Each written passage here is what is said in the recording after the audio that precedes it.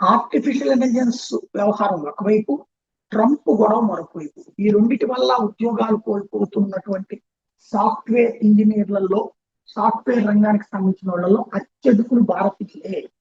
2 లక్షల మంది ఉపాధి కోల్పోయారు భారతీయులు అమెరికాలో. తాజాగా ఒక ఇండియన్ ఇంజనీర్ మెటాలో పనిచేస్తున్న అతను బెంగళూరు టైం ప్రకారం 11 గంటలకి అతనికి లే ఆఫ్ ఈమెయిల్ వచ్చిందట. అతని భార్యకి H4 వీసా ఉంది, అంటే ఇతని మీద డిపెండ్ ఉంది.